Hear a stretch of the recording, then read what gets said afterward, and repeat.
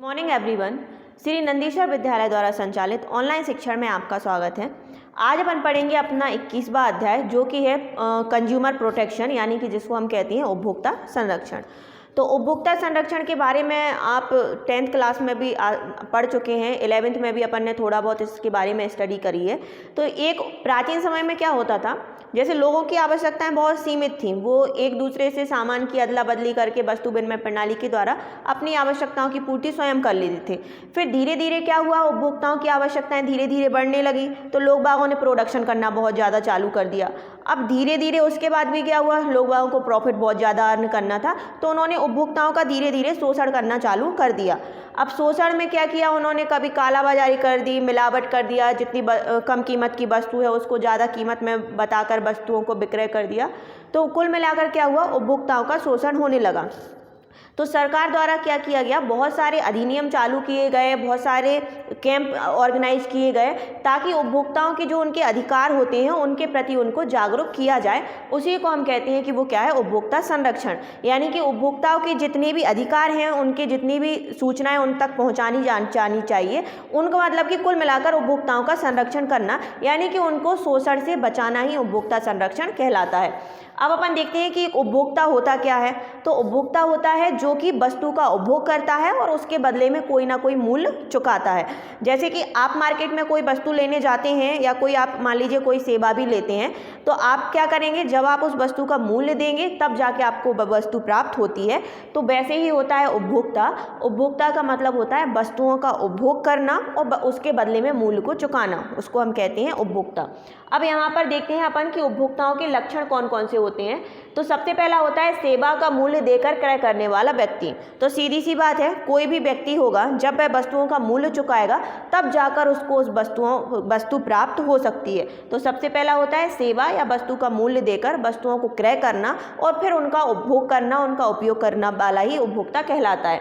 दूसरा होता है यह क्रय उपभोग के लिए करना चाहिए। जब आप मार्केट से कोई वस्तु लाते हैं तो सीधी सी बात है उसका आप उपभोग करेंगे, कोई खाने पीने की चीज़ हो, पहनने की चीज़ हो, कॉस्मेटिक हो, जब वह आप अपने लिए यूज कर रहे हैं तभी आप उपभोक्ता की श्रेणी में आएंगे। अगर ऐसा करना कि आप मार्केट से वस्तु लाए और दूसरे को आपने बेच दी तो आप उपभोक्ता की श्रेणी में नहीं आएंगे। तीसरा होता है व्यापारिक उद्देश्य हेतु किया गया क्रय उपभोक्ता की श्रेणी में नहीं आता। अब मान लीजिए आपने बहुत सारा माल मार्केट से क्रय कर लिया, यानी कि परचेज कर लिया, खरीद लिया, और फिर आपने उसको अपने ही व्यापारिक उद्देश्य के लिए संचालित कर दिया, यानी कि क्रय विक्रय का काम आप उसमें करने लगे, तो आप उसमें उपभोक्ता की श्रेणी में नहीं आएंगे। चौथा होता है निःशुल्क प्राप्त या गिफ्ट में वस्तुएं उपभोक्ता की श्रेणी में नहीं आती हैं। अब आपको कोई वस्तु कोई गिफ्ट में देता है या फिर आपको निःशुल्क कोई वस्तु प्राप्त हो जाती है बिना आपको मूल्य चुकाए, तो भी आप उपभोक्ता की श्रेणी में नहीं आते हैं। यानी कि उपभोक्ता की श्रेणी में आने के लिए आपको वस्तुओं के लिए जो आप खरीद रहे हैं वस्तु, उनके लिए मूल्य चुकाना होगा, फिर उनका उपभोग करना पड़ेगा, तब आप उपभोक्ता की श्रेणी में आएंगे। अब यहाँ पर अपन देखते हैं उपभोक्तावाद और उपभोक्ता आंदोलन क्या होता है। तो उपभोक्तावाद का मतलब ये होता है कि आज के समय में जो उपभोक्ता हैं, विशेषकर अपन देखें कि गांव में रहने वाले जो लोग होते हैं या फिर कहें कभी कभी शहरों के लोगों के साथ भी ऐसा हो जाता है कि उनके साथ में धोखाधड़ी हो जाती है। यानी कि कभी उनको मिलावट का सामान दे दिया या फिर उनको कम मूल्य की वस्तु थी उसको ज़्यादा में दे दिया। कभी कभी जो विक्रेता रहते हैं उनके द्वारा कालाबाजारी भी कर ली जाती है। तो कुल मिलाकर उपभोक्ताओं का शोषण कर लिया जाता है। तो उपभोक्ताओं को उनके अधिकारों के प्रति जागरूक करना ही क्या कहलाता है, उपभोक्तावाद कहलाता है।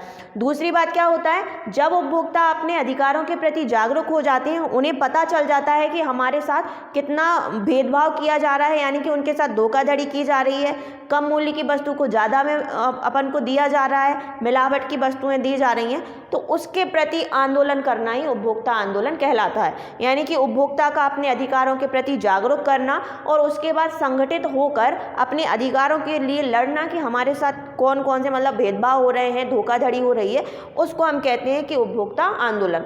तो जो उपभोक्ता संरक्षण अधिनियम बनाया गया था वो बनाया गया था सन 1986 में, तभी उसके बाद से फिर नेक्स्ट ईयर था उपभोक्ता संरक्षण अधिनियम लागू हो गया था। अब उसी की आगे देखते हैं अपन उपभोक्ता संरक्षण। तो उपभोक्ता का संरक्षण का मतलब होता है कि अगर किसी भी उपभोक्ता के द्वारा यानी कि कोई भी ग्राहक है उसके साथ किसी भी प्रकार की कोई धोखाधड़ी होती है या फिर मिलावट के केस में हो या किसी भी केस में हो यानी कि वस्तुओं को क्रय के संबंध में, तो उनको अपने अधिकारों के प्रति सजग करना और उनके लिए अभी अपन आगे भी पढ़ेंगे कि त्रिस्तरीय उनकी एक फोरम बनाया जाता है जिसमें जाकर क्या होता है उपभोक्ता अपने अधिकारों के लिए लड़ सकता है, उसमें शिकायत कर सकता है। तो उपभोक्ता संरक्षण का मतलब ये होता है कि उपभोक्ताओं को संरक्षित करना, उनके साथ किसी भी प्रकार का कोई भेदभाव होता है वस्तुओं को क्रय के संबंध में या धोखाधड़ी होती है तो उनको संरक्षित करना ही उपभोक्ता संरक्षण कहलाता है। अब उपभोक्ता संरक्षण भी दो प्रकार का होता है। उपभोक्ताओं की शारीरिक सुरक्षा यानी कि उपभोक्ताओं को ऐसा किसी भी प्रकार का कोई भी माल ना विक्रय करना ताकि उनके शरीर को क्या हो, असुरक्षा हो। या फिर अपन देखते हैं कि अपन मार्केट से बहुत सारी चीज़ें ले आते हैं जो हमारी हेल्थ के लिए अच्छी नहीं होती है, तो उसमें भी क्या हो जाता है उपभोक्ता संरक्षण, मतलब उपभोक्ता क्या हो जाता है उसका एक प्रकार से शोषण हो जाता है। तो उपभोक्ताओं की शारीरिक सुरक्षा करना। दूसरा होता है उपभोक्ताओं के आर्थिक हित की सुरक्षा करना, यानी कि कोई भी वस्तु मान लीजिए 100 रुपये की आ रही है और आप अपने कस्टमर को उसको 200 रुपये में बेच रहे हैं तो उसका आर्थिक हित है जो वो अहित में बदल जाता है, यानी कि उसके पैसे क्या हो जा रहे हैं उनसे दुगनी रेट में ले रहे हैं जबकि वो वस्तु की प्राइस कम है। तो यानी कि उपभोक्ताओं के आर्थिक हितों की सुरक्षा करना भी उपभोक्ता संरक्षण के अंतर्गत ही आता है। अब अपन देखते हैं कि उपभोक्ता संरक्षण का महत्व क्या होता है। तो उपभोक्ता संरक्षण का मतलब क्या था कि जो व्यापारी होते हैं उपभोक्ताओं को शोषण करते हैं, काला बाजारी, मिलावट, ये सारी चीज़ों से, तो उन सब से उपभोक्ताओं को बचाना, उनको अपने अधिकारों के प्रति जागरूक करना ही उपभोक्ता संरक्षण कहलाता है। अब अपन देखेंगे कि उपभोक्ता संरक्षण का महत्व क्या क्या है। तो इसमें दो प्रकार से महत्व आता है, एक उपभोक्ताओं की दृष्टि से आता है और दूसरा व्यवसाय की दृष्टि से। सबसे पहले अपन देखते हैं उपभोक्ताओं की दृष्टि से उपभोक्ता संरक्षण किस प्रकार मदद करता है। तो सबसे पहला होता है उपभोक्ता की अज्ञानता।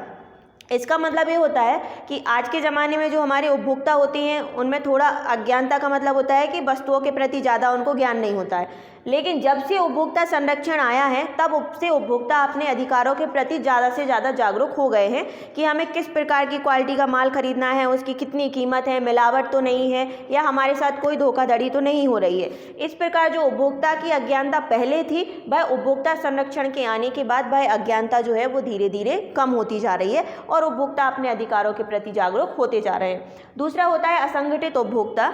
इसका मतलब ये होता है कि कोई एक उपभोक्ता है मान लीजिए, तो वो अपने अधिकारों के प्रति नहीं लड़ सकता है, लेकिन उपभोक्ता संरक्षण में उनको क्या सिखाया गया है कि आपको उपभोक्ता आंदोलन करना है कि अगर आपके साथ कोई भी प्रकार की धोखाधड़ी होती है वस्तुओं को क्रय के संबंध में तो आप अपना एक संगठन बनाइए और अपने अधिकारों के प्रति लड़िए। तो असंगठित उपभोक्ता तो एक व्यक्ति इसको कर नहीं सकता है, इसीलिए उनका एक यूनियन बनाकर उनको अपने अधिकारों के प्रति लड़ने के लिए जागरूक किया गया। तीसरी चीज़ होती है उपभोक्ताओं का चहुओर शोषण।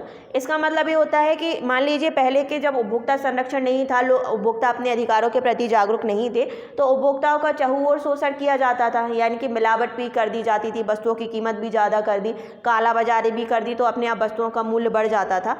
फिर उसके बाद क्या हुआ, उपभोक्ता संरक्षण के माध्यम से उपभोक्ताओं में जागरूकता आई और उनका शोषण से धीरे धीरे बचाव होता गया।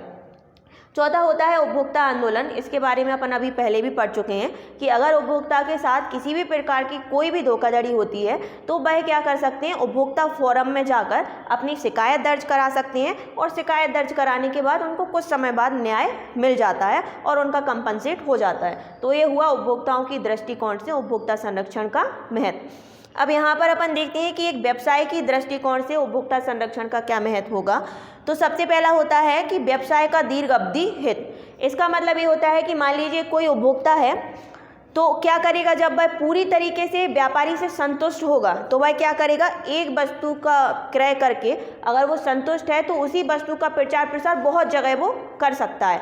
तो उससे क्या हो जाता है, प्रचार प्रसार भी हो जाता है और व्यवसाय भी क्या होता है, बहुत दीर्घ अवधि तक चलेगा और व्यवसाय का विस्तार भी संभव हो जाता है। तो ये हुआ व्यवसाय के दृष्टिकोण से उपभोक्ता संरक्षण का महत्व। दूसरा होता है सामाजिक संसाधनों का हित। इसका मतलब ये होता है कि कोई भी व्यवसायी है जब वह वस्तुओं का प्रोडक्शन करता है तो समाज के द्वारा ही उसको संसाधन मिलते हैं, अपन पहले भी जान चुके हैं, जैसे कि भूमि, पूंजी, श्रम, संगठन, ये सारे अपन को समाज से ही मिलते हैं। अब व्यवसाय का ये उद्देश्य बनता है कि वह ऐसी वस्तुओं का उपयोग करे ताकि जो हमारे उपभोक्ता हैं, हमारी समाज है, उनको किसी भी प्रकार की कोई क्षति ना हो। तो दूसरा होता है सामाजिक संसाधनों का है। तीसरा होता है नैतिक औचित्य। इसका मतलब ये होता है कि पहले के ज़माने में क्या होता था, जो व्यवसायी हैं उनका उद्देश्य लाभ कमाना होता था, तो वह उपभोक्ताओं का किसी भी प्रकार से शोषण कर सकते थे। लेकिन आज के ज़माने में क्या हो गया है, अगर हमारा उपभोक्ता का हम अहित करते हैं, उसको अच्छी क्वालिटी का वस्तुएं प्रोवाइड नहीं करते हैं, तो ये तो उसके साथ अनैतिकता होती है और धीरे धीरे उससे क्या हो जाता है, आपका व्यवसाय भी धीरे धीरे मतलब डल होता जाता है, यानी कि वो विस्तृत नहीं हो सकता है। फिर उपभोक्ता संरक्षण के माध्यम से व्यवसायों में नैतिक औचित्य आने लगा, यानी कि उपभोक्ताओं को उनके अधिकारों की जानकारी थी, इसीलिए उपभोक्ताओं का किसी भी प्रकार से शोषण नहीं किया गया।